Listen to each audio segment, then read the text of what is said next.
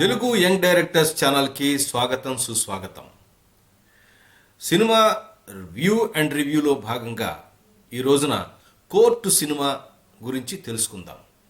ఈ సినిమాని రామ్ జగదీష్ అనేటువంటి ఒక కొత్త డైరెక్ట్ బలగం ఫేమ్ ప్రియదర్శి అంటే కామెడీ ఆర్టిస్ట్గా ఉంటూ హీరోగా ఎదుగుతున్నటువంటి ప్రియదర్శి దీనిలో ఒక ప్రధాన పాత్ర పోషించాడు. అలాగే చాలా రోజుల తర్వాత బ్యాచులర్ సినిమాతో ఇండస్ట్రీలో హీరోగా తన తొలి సినిమా చేసిన చాలా రోజుల తర్వాత దాదాపుగా 10-12 ఏళ్ల పాత్ర విలన్ పాత్ర చెప్పాలంటే నెగిటివ్ పాత్రని చాలా సమర్థవంతంగా మన్ననలు పొందాడు. ఇలా చాలా విశేషాలు ఉన్నాయి ఈ సినిమా గురించి. ఈ మధ్య కాలంలో నేను చూసినటువంటి సినిమాలలో చాలా రియలిస్టిక్గా ఉండి ఒక కొత్త దర్శకుడి దగ్గర నుంచి ఒక మంచి కథని ఒక మంచి స్టోరీ టెల్లింగ్ ప్రాసెస్ని నేను చూశాను. ఈ సినిమా చూసిన తర్వాత కొత్త దర్శకుడైనా యువకుడైనా సరే అద్భుతంగా తెరకెక్కించిన విధానం కూడా నాకు బాగా నచ్చింది. ఈ సినిమా కొత్త దర్శకులు కొత్త ఆలోచనతో సినిమా ఇండస్ట్రీలోకి వస్తున్నారు. వాళ్ళు కూడా మంచి మంచి కథలు రాస్తున్నారు. వాళ్ళ ఆలోచన కూడా సమాజానికి ఉపయోగపడే విధంగా ఉంది అన్న విషయాన్ని తెలుసుకుని వాళ్ళ ఆలోచనలకి వాళ్ళ టెక్నికల్ బ్రిలియన్సీకి స్క్రిప్ట్ రాసే విధానానికి హ్యాట్స్ ఆఫ్. కొత్త దర్శకుడైనా సరే ప్రేక్షకులని తన వైపుకు తిప్పుకున్నాడు. కొత్త హీరోయిన్స్ పెద్దగా పాపులర్ కానటువంటి ఆర్టిస్టులని అందరూ ఆల్మోస్ట్ ఆల్ కొత్త వాళ్ళని తీసుకుని కొత్త దర్శకుడు తనతో పాటుగా ఒక ఎక్స్పెరిమెంట్ చేయటం అనేది ఇప్పుడు మన సినిమా ఇండస్ట్రీకి తెలుగు ఇండస్ట్రీకి చాలా అవసరం. చిన్న సినిమా పెద్ద సినిమా అని కాదు, స్టార్ సినిమా కొత్త వాళ్ళ సినిమా అని కాదు, సినిమాలో కంటెంట్ ఉంటే తెలుగు వాళ్ళు నెత్తి మీద పెట్టుకుంటారు అని ప్రూవ్ చేసిన సినిమా కోర్ట్. ఈ సినిమా గురించిన విశేషాలని చెప్పడానికి నేను ముందుకొచ్చానంటే అది యంగ్ డైరెక్టర్స్ యొక్క ప్రతిభకి నేను హ్యాట్స్ ఆఫ్ చెప్తూ ముందుకెళ్తున్నాను. పదండి మనం ఎపిసోడ్లోకి వెళ్దాం. ముందుగా సినిమా కథని టూకీగా తెలుసుకుందాం. ఇది వైజాగ్ ప్రాంతంలో జరుగుతున్నటువంటి ఒక కథ. దీనిలో చందు అనే కుర్రవాడు ఇంటర్మీడియట్ పాస్ అవ్వలేక ఫెయిల్, సబ్జెక్టు చాలా మిగిలిపోయి ఏదో లోకల్గా చిన్న చిన్న పనులు చేసుకుంటూ తండ్రి చేట బాధలు పడుతూ సరిగ్గా చదువుకోవేంట్రా అంటుంటే ఇట్లా ఒక డిస్టర్బెన్స్లో ఉన్న ఒక కుర్రవాడు, ప్రాబ్లంలో ఉన్న కుర్రవాడు. ఆ కుర్రవాడు అనుకోకుండా అమ్మాయి ప్రేమలో పడతాడు. సరే, సహజంగా టీనేజ్ లవ్ స్టోరీ ఎట్లా ఉంటుందో అలాగే స్టార్ట్ అయింది. ఆ తర్వాత అమ్మాయి మంగపతి అనే ఆ ఊళ్ళో ఉన్నటువంటి ఒక ప్రముఖ రైస్ మిల్ ఓనర్కి అతను పరువు కోసం ప్రాకులాడే వ్యక్తి. ఇక అతనికి ఆ విషయం తెలుస్తుంది. తెలిసిన తర్వాత ఇతని మీద పోక్సో కేసు, రకాలైనటువంటి కేసులు పోలీసు వాళ్ళని మేనేజ్ చేస్తాడు. ఆ కేసులోంచి అతను ఎలా ఆ ప్రేమ జంట ఎలా కలిసింది అనేదే ఈ సినిమా కథ. ఇది లవ్ స్టోరీ డ్రామాతో ముడిపడి ఉన్న ఒక లవ్ స్టోరీ, ఒక టీనేజ్ లవ్ స్టోరీని ఈ మధ్య కాలంలో ఇంత సున్నితంగా, ఇంత అద్భుతంగా, ఇంత అర్థవంతంగా చెప్పిన దర్శకుడు మరొకడు లేడు అంటే ఏమాత్రం ఆశ్చర్యం లేదు. ముఖ్యంగా ఈ సినిమాలో నటించిన నటీనటులందరూ కూడా ఆ పాత్రలకి కరెక్ట్గా సరిపోయారు.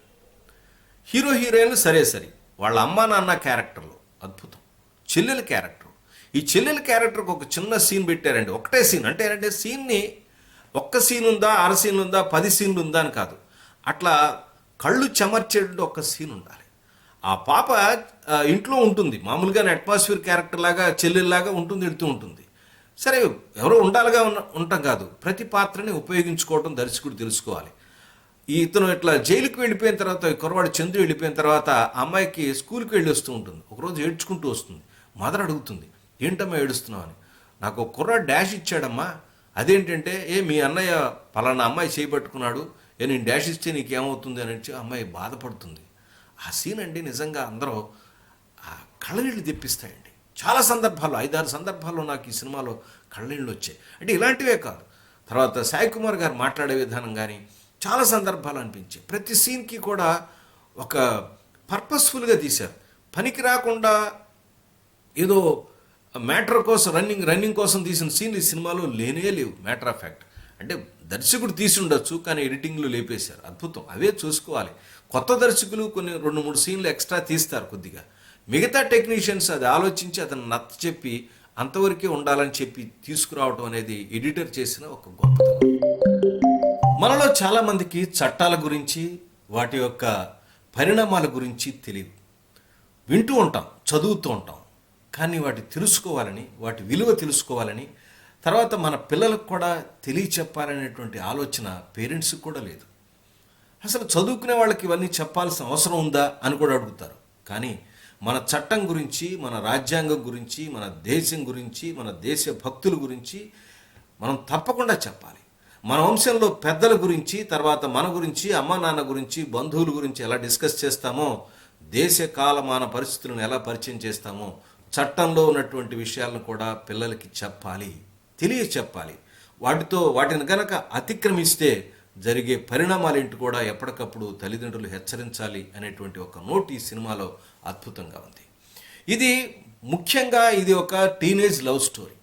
ఈ టీనేజ్ లవ్ స్టోరీని అత్యంత సహజంగా తీశారు. అంటే సినిమాటిక్ లిబర్టీ లేదా సినిమాటిక్ థింగ్ లేదా అంటే అది చాలా ఒక 10-20% వరకు లిబర్టీ తీసుకున్నారు, సినిమా చేసుకుంటూ వెళ్ళిపోయారు, నో ప్రాబ్లం. కానీ కథని చాలా సహజంగా పిక్చరైజ్ చేయటం కానీ చూపించడం కానీ అద్భుతంగా ఈ సినిమాలో ఉంది. ముఖ్యంగా పాత్రల గురించి చెప్పుకోవాలంటే మొట్టమొదటి ఇద్దరు చందు జాబిల్లిగా యాక్ట్ చేసిన ఇద్దరు ఆర్టిస్టులు రోషన్ అండ్ అమ్మాయి శ్రీదేవి ఇద్దరు కూడా అత్యంత సహజంగా. మరాఠీలో ఒక సినిమా వచ్చింది చాలా ఏళ్ల కిందట, సైరాట్ అని, అందరూ చూసే ఉంటారు. అది హిందీలో కూడా తీశారు, జాన్వీ కపూర్ ఇంట్రడక్టరీ మూవీ అనుకుంటాను, దానిలో తీశారు. ఆ సినిమా చూసినప్పుడు కూడా అనిపించింది ఇంత సహజంగా. దానిలో కూడా ఇద్దరు మ్యూజిక్ డైరెక్టర్లు చేశారు, మ్యూజికల్ హిట్, చాలా అద్భుతంగా బ్యాక్గ్రౌండ్ చేశారు. అలాగే మహారాష్ట్ర ఉన్నటువంటి పల్లెటూరు వాతావరణం, దానిలో ఉన్న క్యారెక్టర్స్, దానిలో ఇద్దరు లవ్ స్టోరీని అద్భుతంగా చూపించారు. అది క్యారెక్టర్ వేరే అనుకోండి, అది కథ వేరే, కానీ ఆ సినిమా చూపించే విధానం, హీరోయిన్ చూపించే విధానం, వాళ్ళ మధ్య కెమిస్ట్రీ అనేది అద్భుతంగా పండింది ఆ సినిమాలో. ఆ సినిమా కూడా చాలా భాగం, అంటే దాదాపుగా 40% మన హైదరాబాద్లోనే తీశారు. నేను ఆ సినిమా చూసి అనుకున్నాను, ఇలాంటి లవ్ స్టోరీస్ మన కుర్రవాళ్ళు, కొత్త డైరెక్టర్స్, యంగ్ డైరెక్టర్స్ ఎందుకు ఆలోచించలేకపోతున్నారు? ఆ సినిమాని తెలుగులో రీమేక్ చేద్దాం అనుకున్నారు ప్రముఖ నటుడి యొక్క కొడుకుతో కూడా, కానీ ఎందుకు అది వర్కౌట్ కాలేదు, తర్వాత అట్లా పక్కన పడిపోయింది. ఇప్పుడు అద్భుతంగా ఒక సినిమా వచ్చింది. ఈ సినిమా చూస్తున్నప్పుడు నాకు ఆ సినిమాలో ఎట్లా లవ్ స్టోరీ చూపించారో అదే విధానం. రెండోది, టీనేజ్ లవ్ స్టోరీ అంటే రకరకాలైన పరిస్థితుల్లో ఉన్నటువంటి సామాజిక పరిస్థితులన్నీ పెట్టి నానా కంగాళిగా ఉంటుందేమో అనుకున్నాను.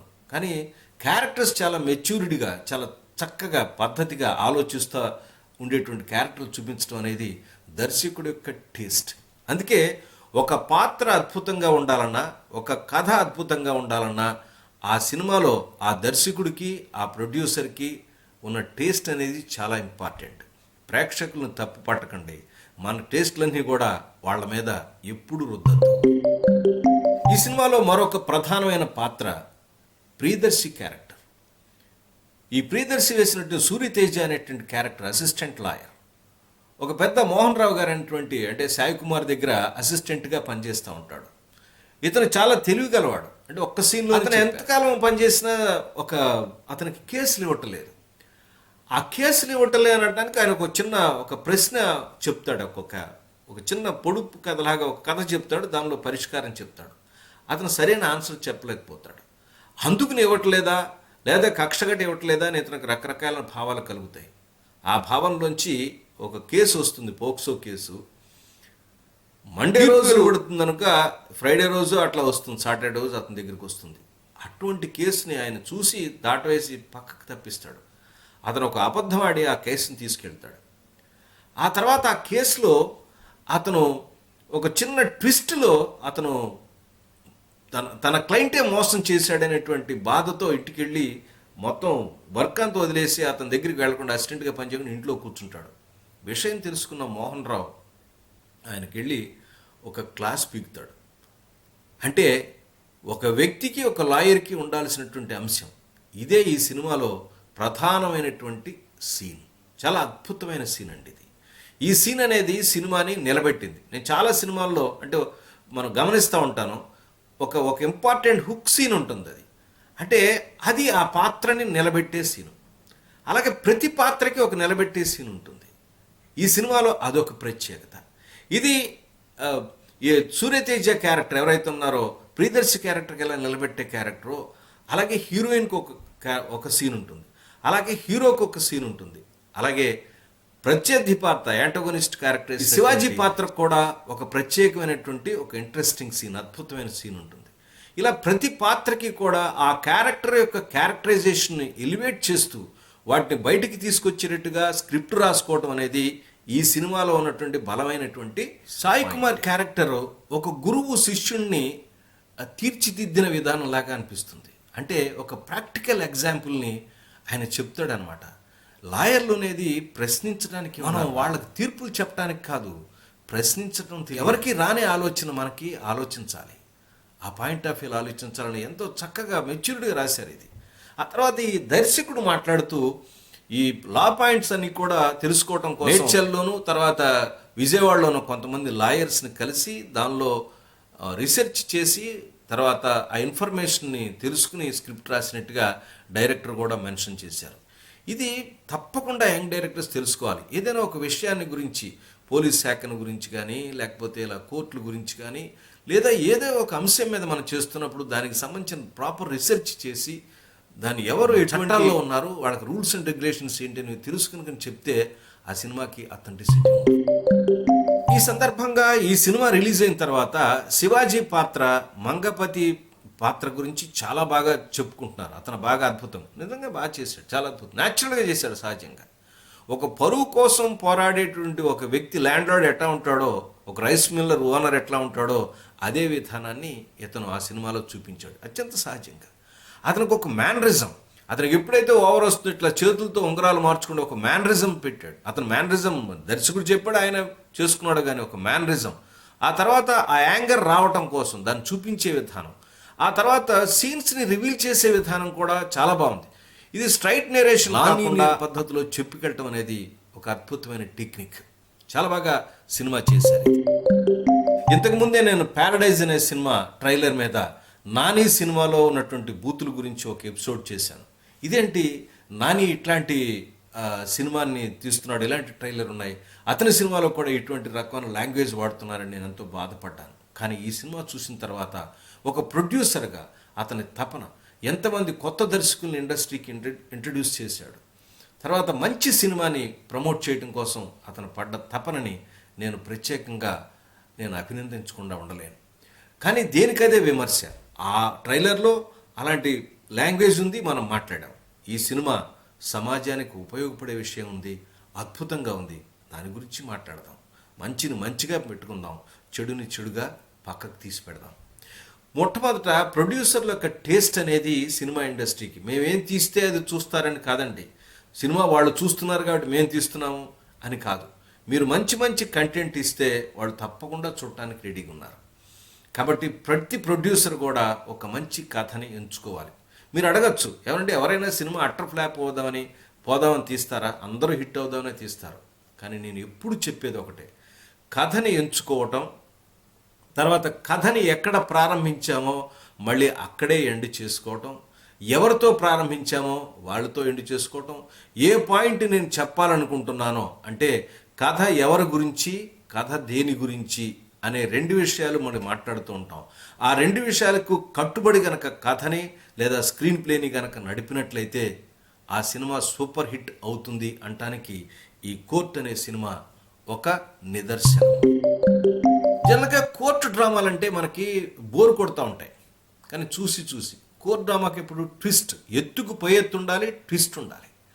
అదేవిధంగా డ్రామా క్రియేట్ చేయాలి. ఆ డ్రామా కూడా క్యారెక్టర్స్ని ఒక్కసారి ఉద్వేగానికి ఉద్వేగం పోషించిన ఆర్టిస్టులు లేదా క్యారెక్టర్లే కాదు, చూస్తున్న ఆడియన్స్ కూడా పొందేట్టుగా ఉండాలి. ఇది బాగా పర్ఫెక్ట్గా వర్కౌట్ అయింది. ఎప్పుడైతే కోర్టులో కొత్త సాక్ష్యాన్ని ప్రవేశపెడతాడో శివాజీ క్యారెక్టర్, మంగపతి క్యారెక్టరు, ఆ తర్వాత అతను ఒక్కసారిగా తన క్లయింటే మోసం చేశాడా అని సూర్యతేజ క్యారెక్టర్ అనుకుంటుంది, దర్శి క్యారెక్టర్. వెంటనే అతను వచ్చి ఒక డైలాగ్ చెప్తాడు. ఆ ఇద్దరు ఉన్నటువంటి ఆ డ్రామా ఏదైతే ఉందో ఆ డ్రామా షార్ట్స్ చాలా అద్భుతంగా ఉన్నాయి సినిమాలో. ఇది మనం తెలుసుకోవాల్సిన పాయింట్, యంగ్ డైరెక్టర్స్ పర్టికులర్గా. ఇంతకుముందు మనం ఒక సినిమా గురించి మాట్లాడుకుంటూ కూడాను ఏదైనా ఒక క్యారెక్టర్ని కానీ లేదా ఆ క్యారెక్టర్ మధ్య రిలేషన్ కానీ ఎస్టాబ్లిష్ చేయడానికి నెంబర్ ఆఫ్ సీన్స్ అక్కర్లేదని ఇంతకుముందే మనం ఒక సినిమా రావణ్ రాఘవం అనుకుంటా ఆ పాయింట్ ఆఫ్ వ్యూ చెప్తూ డిస్కస్ చేసుకున్నాం. ఇక్కడ అలా లేదు. ఒక సీన్ చూపించంగానే మంగపతి ఇంట్రడక్షన్ క్యారెక్టర్ అవగానే దానిలో 5-6 క్యారెక్టర్ల యొక్క క్యారెక్టరైజేషన్, వాళ్ళ పరిస్థితి అన్నీ అర్థమైపోతాయి. ఓపెనింగ్ సీన్లోనే ఆ క్యారెక్టర్లు, వాటికి ఉన్నటువంటి పరిస్థితి, వాళ్ళకున్న రిలేషను, అతను ఆ మంగాపతి అని అతను ఆ ఫ్యామిలీలో ఎటువంటి వ్యక్తి, ఎట్లా ఇంపార్టెంట్, మిగతా వాళ్ళు ఎలాంటి ఇంపార్టెన్స్ ఇస్తున్నారనే విషయాలు, అన్ని విషయాలు కూడా ఆ సీన్లో తెలిసిపోతాయి. ఇది నేను చాలా సందర్భాల్లో మీకు చెప్పేది. యంగ్ డైరెక్టర్స్ తప్పకుండా తెలుసుకోవాలి. ఒక విషయాన్ని ఎస్టాబ్లిష్ చేయడానికి ఒక సీన్ అనుకుంటే అలా 10 విషయాలకి 10 సీన్లు వేయాలి, ఇంత పెద్ద సినిమా అవుతుంది. కాబట్టి ఒక సీన్ చెప్తున్నాం అంటే సమగ్రంగా అన్ని విషయాలు దానిలో వచ్చేటట్టుగా తీర్మానం చేసుకోవటం, రాసుకోవటం స్క్రీన్ ప్లేలో అనేది ఒక ముఖ్యమైన విషయంగా గుర్తుపెట్టుకోవాలి. ముఖ్యంగా దీనిలో లిరిక్స్ కూడా చాలా అద్భుతంగానే, పాటలు, బ్యాక్గ్రౌండ్ స్కోరు, తర్వాత కెమెరా, ఈ 2 వర్క్స్ని మనం అప్రిషియేట్ చేయకుండా ఉండలేం. బ్యాక్గ్రౌండ్ స్కోర్ అనేది అలా చూస్తూ ఉండిపోయేట్టుగా మన అరెస్టింగ్గా ఉంటుంది. తర్వాత విజువల్స్ కూడా ముఖ్యంగా దినేష్ పురుషోత్తమన్ అనుకుంటాను ఆయన కెమెరామెన్ పనిచేశారు. ఆయన పనిచేసే విధానం అద్భుతంగా ఉంది. చాలా తమిళ నుంచి తెలుగులోకి డబ్ అయిన సినిమా. దానిలో నేను ఒక సినిమా చూసిన, యాక్చువల్గా సినిమా చూసినప్పుడు కెమెరా ఎవరైనా నేను చూడలేదు, అది ఏ సినిమాలు చేశాడు నేను చూడలేదు. మామూలుగా కోర్టన్ సినిమా చూశాను. చూసిన తర్వాత నాకు ఏమనిపించిందంటే లవ్ స్టోరీ సినిమా యొక్క ఫ్రేమింగు, ఆ తర్వాత లైటింగ్, ఆ ప్యాటర్న్ లాగా కనపడుతుంది, భలే ఉంది సినిమా, బాగా తీశారే ఇది అనుకున్నాను. విచిత్రంగా ఏంటంటే ఆ తర్వాత నేను ఇంటికి వచ్చిన తర్వాత ఈ ఇంటర్వ్యూలు, తర్వాత డైరెక్టర్ మాట్లాడిన ప్రీ రిలీజ్ ఈవెంట్స్ చూస్తే దానిలో ఆ పురుషోత్తమన్, దినేష్ పురుషోత్తమన్ ఆయన లవ్ స్టోరీకి పనిచేశాడు. అంటే కెమెరా ఎందుకు నేను అబ్జర్వ్ చేశానంటే 100 లైట్లు పెట్టి ఇదే చేయటం కాదు, న్యాచురల్ లైట్ సోర్స్ని ఉపయోగించుకొని విజువల్గా వండర్ క్రియేట్ చేయటం. ఇది నేను ప్రతి ఫ్రేమ్లో చూశాను. ప్రతి సీన్కి మనం కెమెరా లైట్లే వాడక్కర్లేదు. కొన్ని సందర్భాల్లో న్యాచురల్ సోర్స్ని ఉపయోగించుకుని దానికి కౌంటర్గా లైటింగ్ చేస్తే అది అద్భుతమైన లైటింగ్గా పనిచేస్తుంది. ఒక టైంలో ఒక సినిమా జరుగుతుంది అంటే, ఒక సీన్ జరుగుతుందంటే ఆ పీరియడ్ని, ఆ టైంని, అంటే ఆ పర్టికులర్ టైంని, ఆ మూడ్ని మన లైటింగ్తో కూర్చోబెట్టగలగాలి. ఇది కెమెరామెన్ చేసే పని. అలాంటి పని ఈ సినిమాలో అద్భుతంగా చేశాడు. నిజంగా ఇది అవార్డు రావాల్సినటువంటి కెమెరా వర్క్. అలాగే మ్యూజిక్ డైరెక్టర్ కూడా చాలా అద్భుతంగా చేశారు. లిరిసిస్ట్, ఒక లిరిక్, ఒక మాట ఉంటుందండి, ఆ 2 లైన్లు అనేవే ఈ టీనేజ్ లవ్ స్టోరీకి ఆకాశం తాకాలని సరదాగా ఉందా, నాతో రా చూపిస్తా, చూడండి, నేలంతా చుట్టేయాలని మీకు అనిపిస్తుందా, దానికి ప్రేమిస్తే సరిపోదా అని రాశారు. అద్భుతం అండి లైన్స్. అంటే ఎగ్జాక్ట్ లైన్స్ నేను చెప్పలేదు కానీ నాకు గుర్తున్నంత వరకు చెప్పాను నేను. ఆ లైన్స్ ఎంత బాగా ఉన్నాయో అంటే టీనేజ్ యొక్క ఆలోచన విధానం అట్లా ఉంటుందండి. లవ్లో ఉన్న వాళ్ళకి, ప్రేమించిన వాడికి ప్రపంచం అంతా అక్కడే కనపడుతూ ఉంటుంది. ఆశలన్నీ కూడా ఆకాశంలో తాకుతూ ఉంటాయి. చాలా అద్భుతమైన లైన్. ఈ మధ్యకాలంలో ఇంత మంచి ఎక్స్ప్రెషన్ ఉన్నటువంటి లైన్స్ నేను వినలేదు గత కొన్ని రోజుల నుంచి. చాలా అద్భుత డైలాగ్స్ కానీ, స్క్రిప్ట్ కానీ, తర్వాత కెమెరా వర్క్ కానీ, ఎవ్రీ డిపార్ట్మెంట్ పర్ఫెక్ట్గా వర్క్ చేశారు. సినిమాకి కొత్త పాత కాదండి, నేను ఎప్పుడు చెప్తాను, content is the king. Screenplay, కథ రాయటం కనుక వచ్చింది ప్రాపర్గా అంటే you are the master in that subject, అంతే.